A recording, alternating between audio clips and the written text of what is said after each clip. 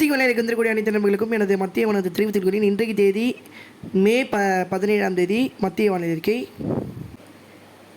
வானிலை அமைப்பு கிட்டத்தட்ட நேற்று டெல்டா மாவட்டங்களில் மிக கனமழை கொடுத்த காற்று சுழற்சியானது, வளிமண்டல சுழற்சியானது நேற்று மாலை இரவு நேரங்களில் வடகடலோரத்தை ஒட்டி நீடித்து பிறகு தற்போது தெற்காந்திராவை நோக்கி நகர்ந்து விட்டது அந்த மேலடுக்கு சுழற்சி.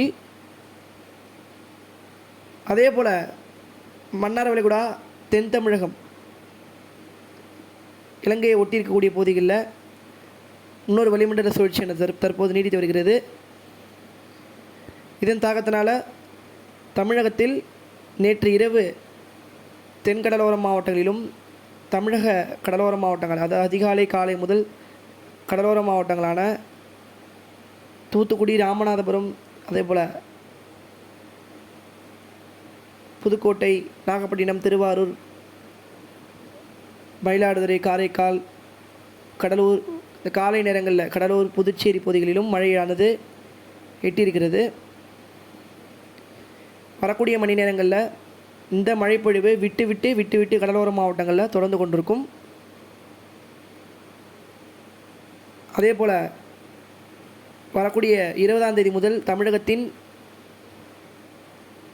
மேற்கு தொடர்ச்சி மலை, கேரள எல்லையோர மாவட்டங்கள் மற்றும் தெற்கு கர்நாடகா, ஒட்டுமொத்த கேரளா, தமிழக மேற்கு தொடர்ச்சி மலை, தெற்கு கர்நாடகா இந்த பகுதிகளில் 19ஆம் தேதிக்கு பிறகு 20ஆம் தேதி, 21, 22 இந்த 3 தினங்களில் சற்று மிக கனமழை முதல் அதிக கனமழைக்கான வாய்ப்புகள் இருக்குது. அதிகபட்சமாக ஓரிரு இடங்கள், அதில் ஒரு சில இடங்களில் அதிக கனமழைக்கான வாய்ப்புகள் இருக்குது. அதே போல் பார்த்திங்கன்னா தமிழக வானிலையை பொறுத்த வரைக்கும் தற்போது மன்னார் வளைகுடா நீடித்து கொண்டிருக்கக்கூடிய காற்று சுழற்சியானது மெல்ல படிப்படியாக வடக்கு நோக்கி நகர்ந்து கடலுடன் இணைந்த சுழற்சியாக வருகிற 19ஆம் தேதி உருவாகக்கூடும் என்று எதிர்பார்க்கப்படுகிறது.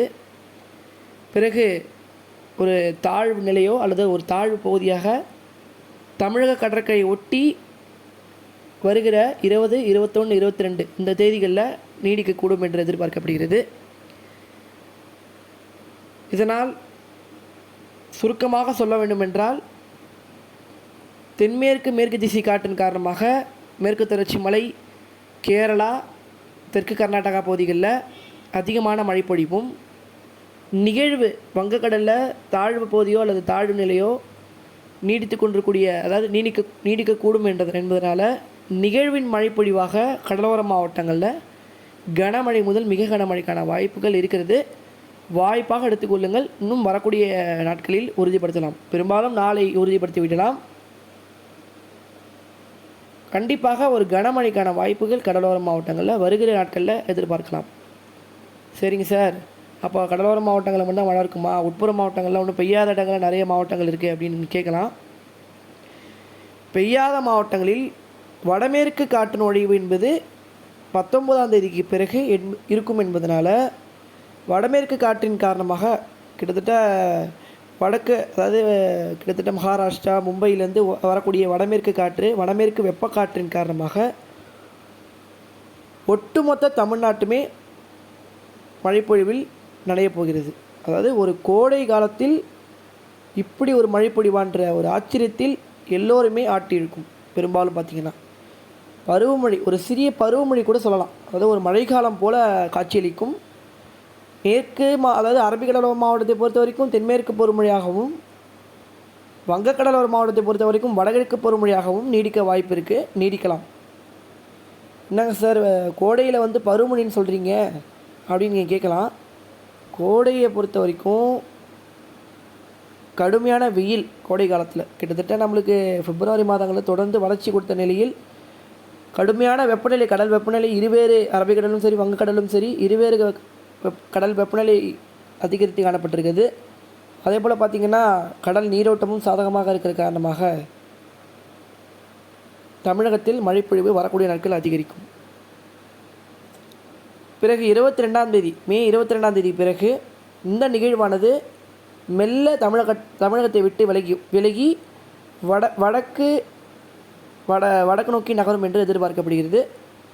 அதாவது பெரும்பாலும் பார்த்திங்கன்னா புயலாக இல்லாமல் ஒரு தீவிர நிகழ்வாக மியான்மரோ அல்லது மியான்மருக்கு வடக்கேயோ கரை கடக்க வாய்ப்பு இருக்கிறது. பெரும்பாலும் பார்த்திங்கன்னா 25, 26ஆம் தேதி மியான்மர் அல்லது அதற்கு வடக்கே கரை கடக்க வாய்ப்பு இருக்குது.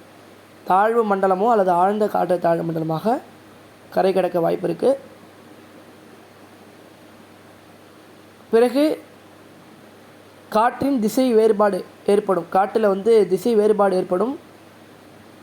அதனால் இந்த மாதம் இறுதியில் பெரும்பாலும் மே 31 அல்லது ஜூன் 1ஆம் தேதி தென்மேற்கு பருவமழை கேரளா, தமிழக மேற்கு தொடர்ச்சி மலை, அதே போல் தென் மாவட்டங்களிலும் குறிப்பாக கன்னியாகுமரி, தெற்கு கேரளா பகுதிகளிலும் வருகிற மே 31 அல்லது ஜூன் 1ஆம் தேதி தென்மேற்கு பருவமழை தொடங்குவதற்கான வாய்ப்புகள் இருக்குது.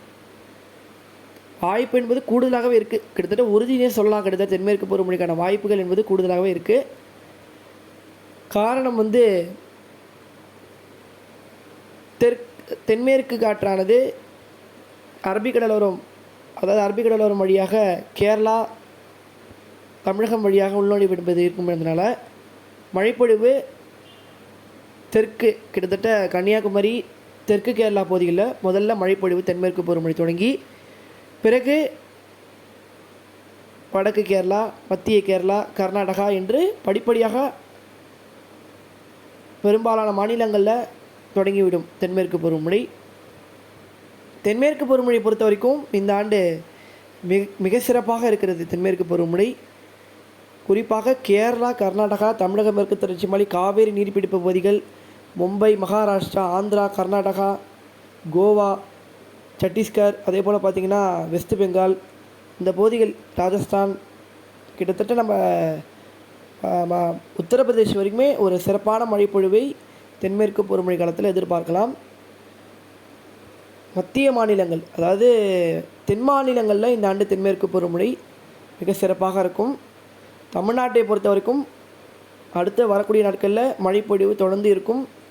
பிறகு தென்மேற்கு பருவமழை தொடங்கிய பிறகு ஒரு சீரான மழைப்பொழிவை தமிழ்நாட்டில் இருக்கும். தமிழகத்தை பொறுத்த வரைக்கும் மலை மறைக்கும் பிரதேசமாக இருக்கும். வெப்பசலனடி மழைப்பொழிவு உட்புற மாவட்டங்கள், கடலோர மாவட்டங்கள் இருக்கும். மற்ற இடங்களில் காற்றின் வேகம் அதிகமாக காணப்படும். மேற்கு திசை காற்றின் வேகம் அதிகமாக இருக்கும். இந்த மாதம் இறுதி வரைக்குமே தமிழ்நாட்டில் காற்று சுழற்சி, தாழ்வு நிலை, பருவமழை, கோடை மழை இது எல்லாம் கலந்த ஒரு மழைப்பொழிவாக இந்த மாதம் இறுதி வரைக்குமே ஒட்டுமொத்த தென்னிந்தியாவுக்கே கிடைக்கப் போகிறது. வெவ்வேறு மாவட்டங்களில் வெவ்வேறு மழையாக இருக்கும். இப்போது கிழக்கே பார்த்திங்கன்னா பருவமழை போல், வடகிழக்கு பருவமழை போல் தொடர்ந்து தூறல், சாரல் என்று தற்போது கடலோர மாவட்டங்களை கொடுத்து கொண்டிருக்கிறது அல்லவா? அதே போல் தொடர்ந்து மழைப்பொழிவு கொடுத்து வரும். மேற்கே பார்த்திங்கன்னா மாலை அதாவது ஒரு தென்மேற்கு பருவமழை காலத்தில் கொடுக்கக்கூடிய மழைப்பொழிவு போல் இரவு, நள்ளிரவு, அதிகாலை நேரங்களில், மாலை நேரங்களில் அதிகமான மழைப்பொழிவும் மேற்கு தொடர்ச்சி மலை, கேரளா, அதே போல் தென் மாவட்டங்களிலும் சரி இந்த பகுதிகள் எப்படி ஒரு மழைப்பொழிவாகவும், உட்புற மாவட்டத்தை பொறுத்த வரைக்கும் ஒரு வெப்பசலன மழைப்பொழிவாகவும், அதாவது இடியுடன் கூடிய மழைப்பொழிவாகவும், வடமேற்கு காற்று நுழைய தொடங்கிவிட்டது என்றால் வெப்பசலனடி மழைப்பொழிவு உட்புற மாவட்டங்கள் இருக்கும். அதாவது மேற்கேவும் கிழக்கேவும் பருவமழையாகவும், உட்புற மாவட்டங்களில் வெப்பசலனடி மழைப்பொழிவாகவும், கோடை மழைப்பொழிவாகவும் இருக்கும் என்று எதிர்பார்க்கப்படுகிறது. இதுதான் வரக்கூடிய அடுத்த 10 நாட்கள் இருக்கக்கூடிய வானிலையில் மாற்றங்கள் நடக்க வாய்ப்பு இருக்கிறது. இன்னும் மேலும் மழை அதிகரிப்பதற்கான வாய்ப்புகளும் இருக்கிறது. அதை நம்ம தொடர்ந்து தீவிர ஆய்வு முடிவுகள் நடந்து கொண்டிருக்கிறது. வரக்கூடிய நாட்களில் துல்லியமாக அறிவிக்கிறேன். பெரும்பாலும் நாளை உறுதி செய்கிறேன். நாளை ஒரு தெளிவான அறிக்கை, கிட்டத்தட்ட அனைத்து மாவட்டங்களுக்கும் ஒரு சிறப்பு அறிக்கையாக நாளை சமர்ப்பிக்கிறேன். அதனால் தொடர்ந்து இணைந்திருந்து திட்டமிட்ட வேளாண்மை செய்யுங்கள். தொடர்ந்து இணைந்திருங்கள். விவசாய பெருமக்கள் அதற்கு தகுந்தாற்போல் மழை இருக்குது என்று சொல்லிவிட்டேன். அதற்கு தகுந்தாற்போல் திட்டமிட்ட வேளாண்மை செய்யுங்கள். தொடர்ந்து இணைந்திருங்கள். முன்னெச்சரிக்கை நடவடிக்கைகளை எடுத்துக்கொள்ளுங்கள். தொடர்ந்து இணைந்திருங்கள்.